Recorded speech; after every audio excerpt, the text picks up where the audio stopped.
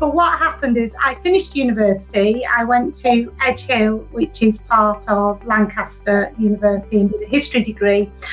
And I loved the writing side of it, and I loved the analysing side of looking back at reports that had already been written, at pieces of work, and writing about them, and doing more investigation to try and support what had been stated by a historian.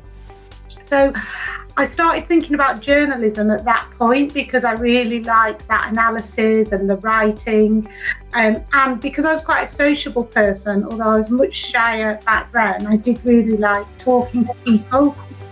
And when I went home to Cumbria, I started thinking about what am I going to do, and I thought, oh well, I do like the idea of being a journalist, so I applied to do some work experience on the local paper, which was the Barrow in Furness North West Evening Mail, and I got accepted to do some work experience, and I just loved it, and I think it was at that point I became utterly hooked.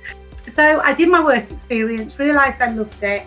I then got a job on a brand new weekly paper called Furness Today, which actually doesn't exist anymore.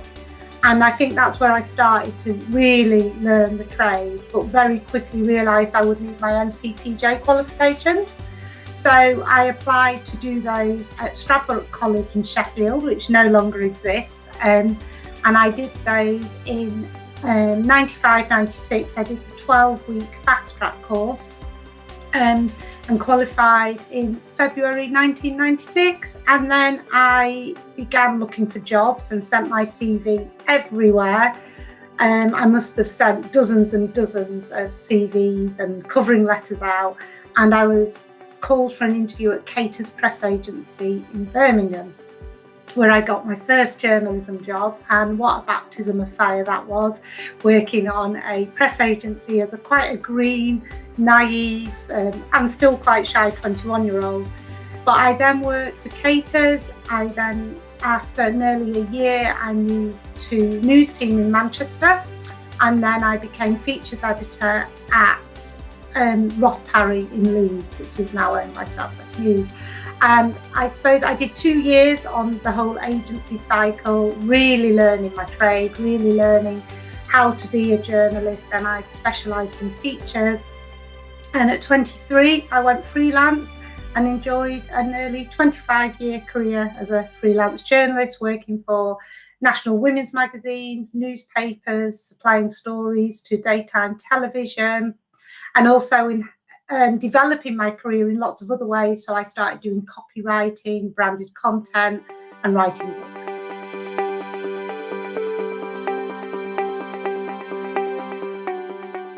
Yeah, well, Women of Steel was an absolute labour of love, and I thoroughly enjoyed it and still do enjoy it because it hasn't ended. So it was 2 years of research and writing that stemmed from me reading articles in the Sheffield Star about the female factory workers of the First and Second World War who worked in the Sheffield steel industries when the menfolk of Yorkshire were off at war, and they still needed to keep the foundry fires burning and produce munitions and parts for tanks and Spitfires and planes.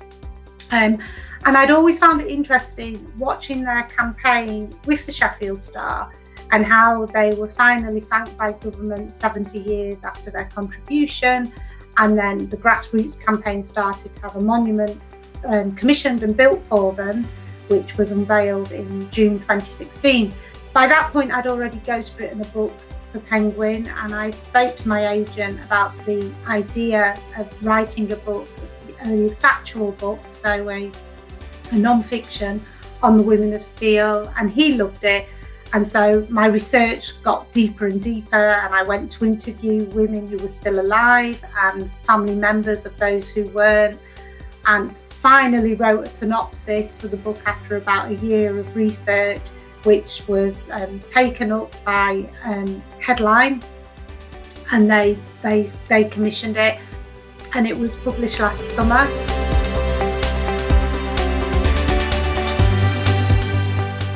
I knew I was ready for a change. I knew I couldn't do anything more really as a journalist. I'd got to where I wanted to be. I'd written for a plethora of different publications. I'd written so many different styles of stories, and I actually because of the way journalism was changing and the way the industry was changing, and everyone was becoming more you did a lot more from home. You didn't go out on the road quite as much as you used to. I really missed that interaction with people as well, because I am quite bubbly and talkative and chatty. I really wanted to be part of a team of people again, where I was constantly engaging.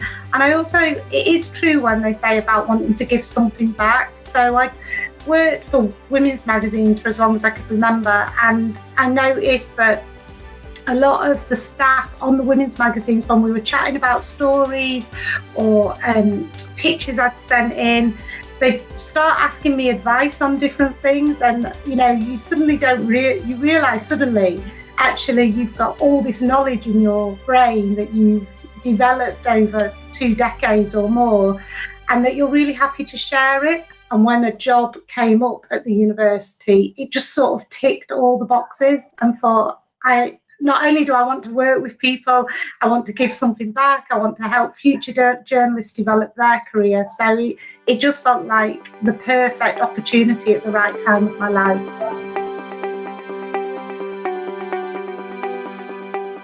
Okay, so for me, ethical journalism stems at the very heart of treating people how you would expect to be treated.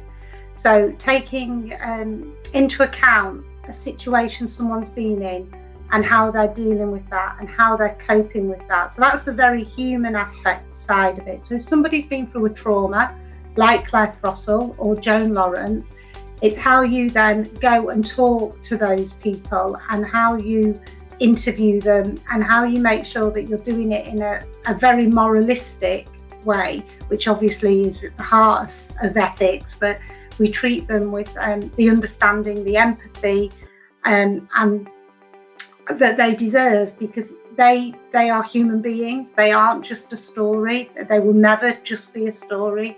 This is their lives, and that's what we need to remember, is you're playing with people's lives, and you have to make sure that everything you do is only going to help them. You're not there to make their lives worse in any shape or form. You are doing a job as a journalist, and sometimes you have to ask very tricky questions. But you can ask tricky questions to people in a very empathetic manner when they've been through a trauma.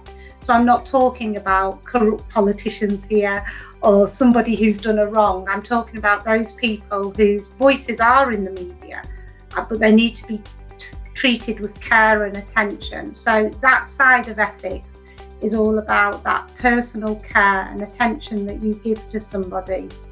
So I think for me, I will always push ethical journalism. It's not just about following the editor's code of conduct, code of practice. It's not just about following what UREC tell us to do. Of course, we have to do all that, but it should be ingrained in us as people, as journalists, to do that anyway, because that's what we should be. We should be compassionate and kind.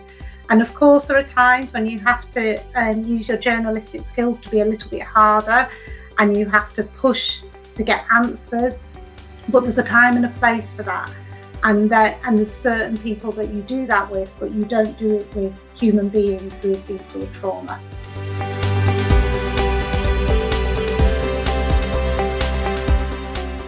Definitely. In fact, I've got more than what I wanted from the job. I absolutely love working with the students. They're a great group of people. They're really enthusiastic and passionate, and I remember those excitement levels when I was training, and seeing how students develop, taking them from, I don't teach first years, I've taught second and third years and MA students, and just seeing how even the second years have progressed from their first news days at the start, the second semester in their second year, to how they're developing now on their final project and producing this big piece of work, which is a culmination of all their learning over 3 years. It's just wonderful to see. You can see how they're going to progress and go out into the big wide world of the media and develop their skills, and see how their passion is evolving. So you can see certain students have got a passion about certain subjects, and you can see them going down that road.